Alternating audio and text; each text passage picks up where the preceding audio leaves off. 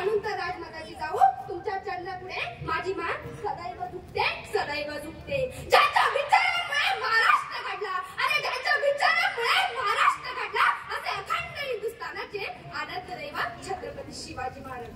32 वर्षाच्या वयामध्ये निधड्या छातीने मृत्यूशी झुंज देणारे, 32 वर्षाच्या वयामध्ये निधड्या छातीने मृत्यूशी झुंज देणारे छत्रपती संभाजी महाराज, ज्यांनी शिवायांना घडवलं, वाढवलं आणि स्वराज्य निर्माण करण्यासाठी प्रेरणा दिली, अशा राष्ट्रमाता, राजमाता, विश्वमाता माझी जाऊसाहेब.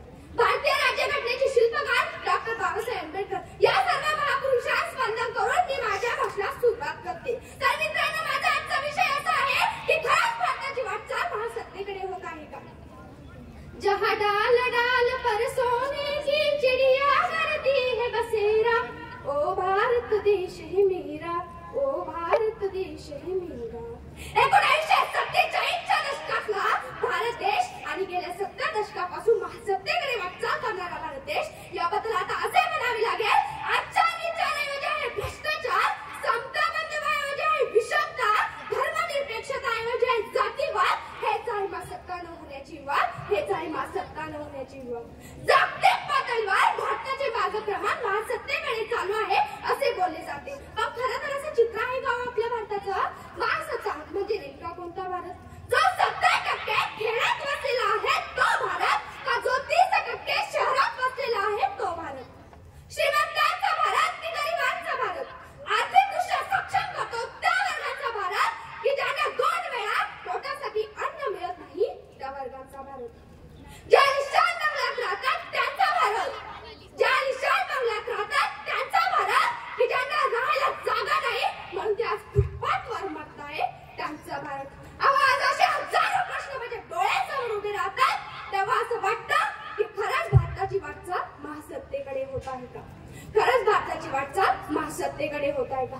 सर्वसाधारणपणे आरोग्य, दळणवळणाची साधने, पिण्याचे पाणी, प्रत्येक कामाच्या हाताला रोजगार, शेतात पाण्याचे नियोजन, नैसर्गिक साधन संपत्तीचा योग्य वापर करणे, राष्ट्रीय सुरक्षा, सीमावाद, वंशवाद, भ्रष्टाचार अशा अनेक प्रश्न, असे अनेक प्रश्न आपल्या भारतासमोर उभे टाकलेले आहेत. परंतु मित्रांनो, या प्रश्नांना सोडवण्यासाठी आपल्या देशाची राजकीय इच्छाशक्ती आहे का? आपल्या देशाची राजकीय इच्छाशक्ती आहे का?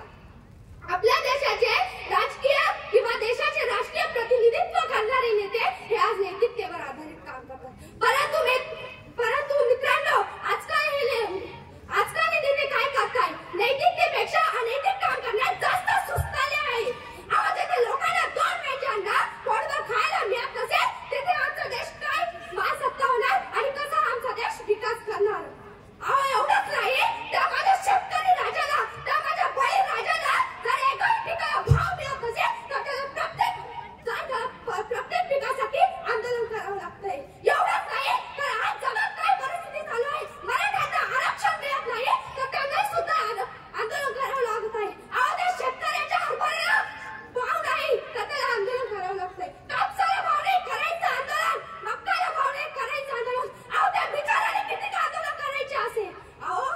शेवटी त्याला एकच पर्याय उरला, तो म्हणजे आणि फाशी घेण्याचा. मग परत म्हणतात ना, तुम्हीच प्रश्न उठवतात की हा शेतकरी फाशी का घेतोय? माझे काही प्रतिस्पर्धक म्हणतात की आज अशा तंत्रज्ञानामुळे अशा सुविधा उपलब्ध झालेल्या आहेत की ज्यामुळे आत्महत्या कमी झालेल्या आहे.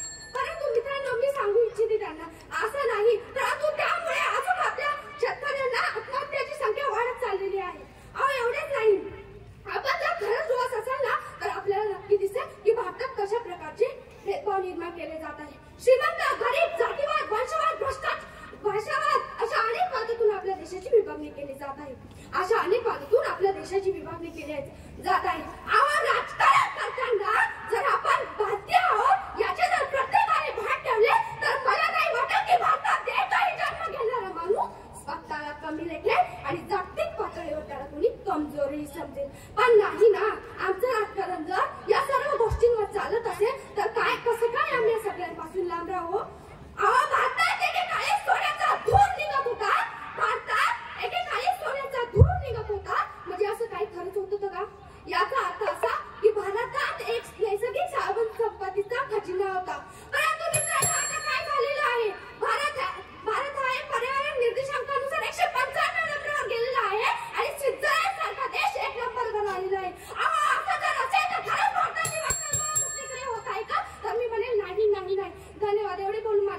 संबोधित. जय हिंद, जय भारत, जय जिजाऊ, जय शिवराय.